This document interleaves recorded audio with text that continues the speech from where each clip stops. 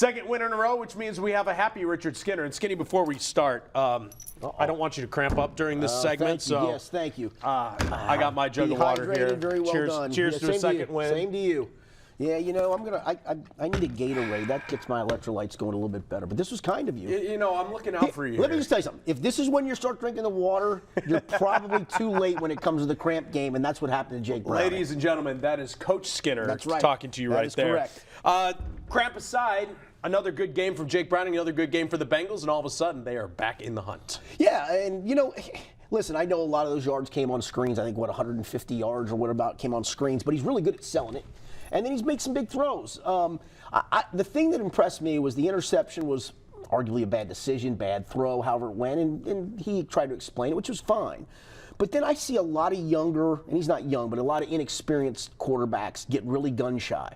I don't know if you remember, one of the first throws he made in the second half was a play-action hole shot. There were two defenders here, and a hole shot right in between to T. Higgins that he threw right on the money and didn't hesitate making that throw. Because when he threw it, I looked at all the white jerseys and thought, oh, no. It was a perfect throw. And that, to me, tells me a lot about Jake Browning, to be able to just, I made a bad decision, or I made a bad read, or maybe that wasn't on me, maybe that was on Tanner Hudson for, maybe he should, I don't think he should have, but again, he's really good at that kind of stuff, and to bounce back from that and lead the team on those drives in the second half before the cramp happened was spectacular. I mean, he's been just, no one, even the most ardent Jake Browning fan would go, yeah, this guy's going to do this. No one would have thought that. The question is, Jake Browning now, he went close to 300 yards, back-to-back playoff caliber teams in Indy and Jacksonville. Yeah. They're back in the playoff hunt. Can he lead this team back to the postseason? And I'm going to go out on a limb here because he's played so well.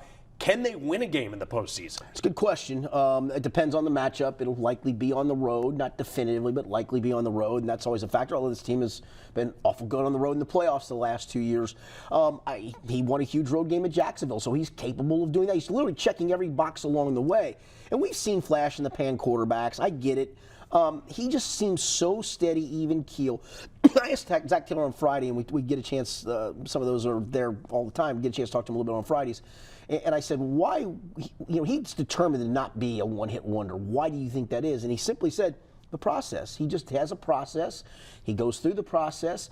And as opposed to riding the, I'm great train, he's just on to the next week. And I think there's something to that. This is three really good. I thought he was good against Pittsburgh, interception aside. And that was his first career start. Listen, if this team doesn't make the playoffs, I don't think it's because Jake Browning doesn't play well. I don't. I think it'll be something else. He's definitely making himself a lot of money. No matter where this season ends, next year the Brinks truck is going to back up from somebody. Maybe the Bengals, maybe not. 18-24 passing, 275, 2 touchdowns. That interception that went for a pick 6.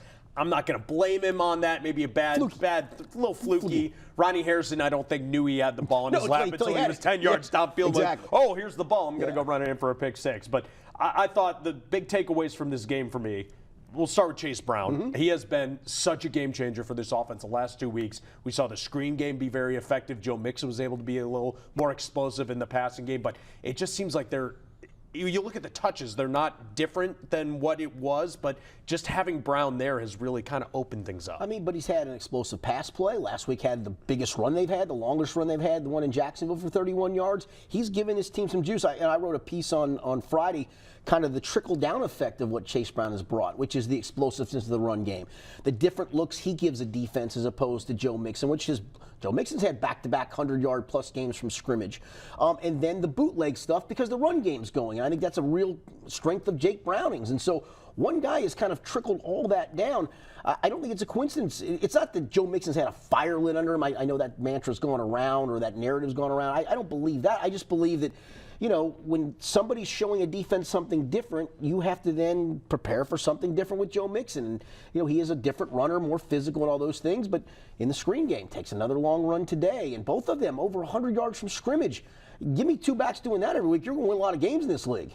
And they complement each other so well. Where Mixon is in his career right now, he's not the elusive guy he was. He's not the runaway from the guy. But he's between the tackles. He's very physical. And then Chase Brown, like you said, 22 miles an hour. Who knew he had that in him?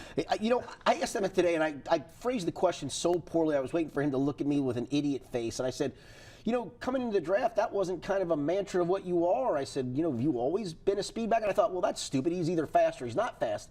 He gave me a great answer, actually. He said, no, I was kind of methodical and plotting in college, just the way we kind of ran things.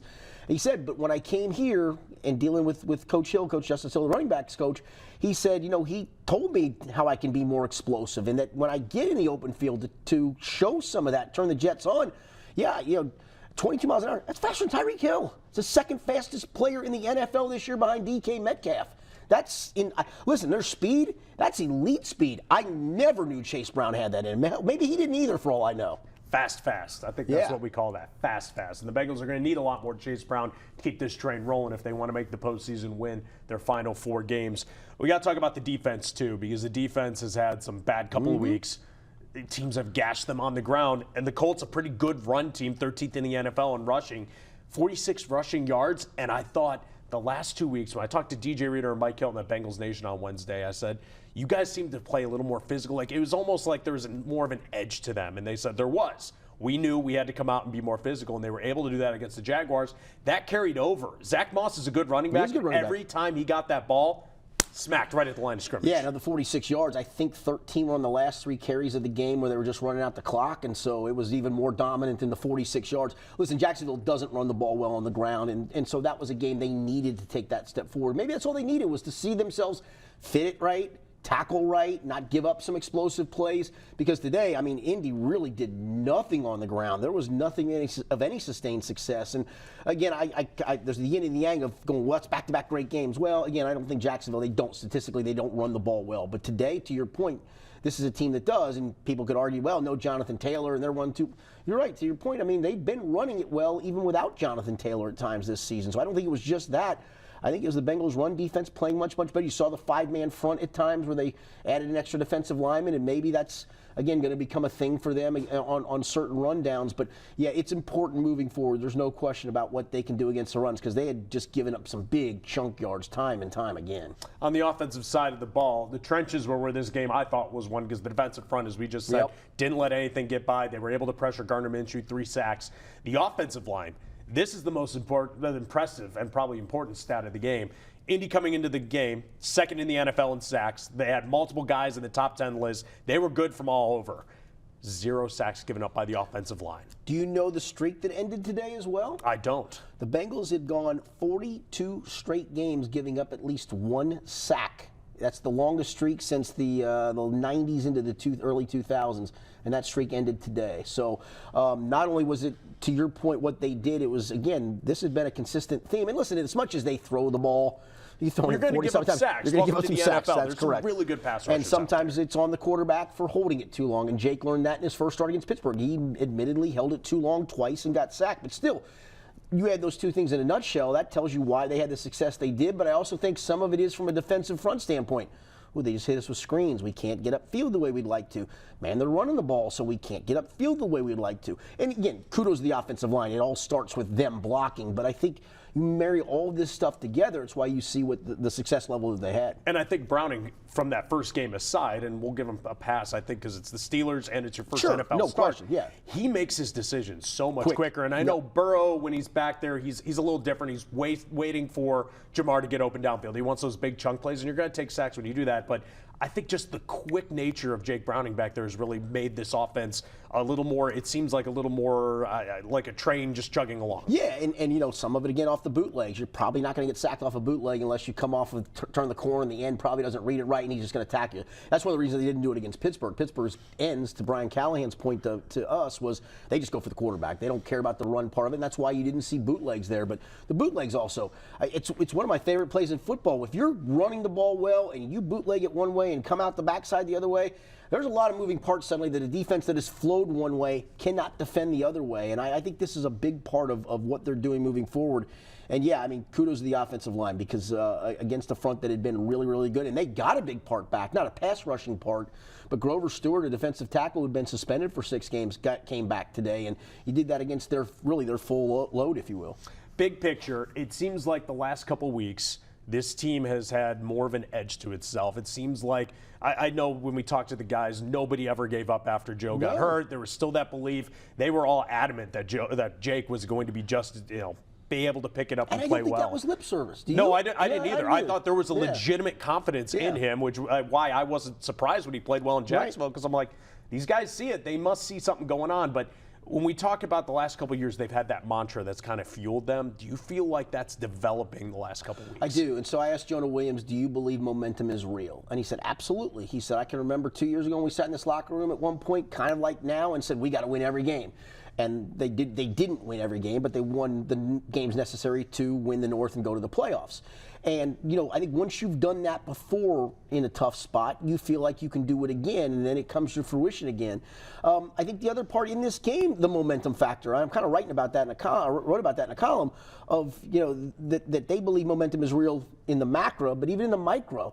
The momentum flipped on them at the end of the first half. It's 14-0. You're owning the game, and within 25 seconds, it's 14-all, and it was a sloppy end of the half, and things were a mess. And Jonah said, we felt like, hey, it was a fluky interception that got returned. We felt like we played really well in the first half, come out and get that drive in the second half, and that seemed like it reset everybody's button on both sides of the football. And then you look up, it's 28-14 and 31-14, and at that point, then the thumb hurt, the cramp comes down. You're like, okay, get through this game, all those things. They really did dominate that second half. After the way the first half ended, that thing could have flipped on a lot of teams in a hurry, and it didn't flip on this team at all. Gut right now. Do they make the postseason? Yeah, I think they do. I have a hard time. Minnesota was ugly today playing, and I don't know what their quarterback situation is like because they played both Dobbs and Mullins. The fact that you've stacked a couple of wins, a home game. Pittsburgh still looks like a mess. I know they beat the Bengals here 16-10, but if you keep this momentum rolling, you've seen them once. Jake Browning has seen them once. Kansas City still, even though they're not playing overly well at the moment, that's still a tough one. And then you get Cleveland at home. I mean, 10-7 at the moment seems very feasible. That definitively gets you in. There's not even a debate about that. 9-8 is going to be the one that's in the muddy mix of playoff tiebreakers and all those things. You can avoid that by honestly beating what amounts to 4 backup quarterbacks. You beat one today. You got one coming up next week, no matter who it is. You're going to have one in Trubisky in Pittsburgh, and then God love Joe Flacco for what he's doing. I don't know how sustainable it is, but again, it's at this stage of his career, a backup quarterback. So, I think 10-7 is very well in the cards.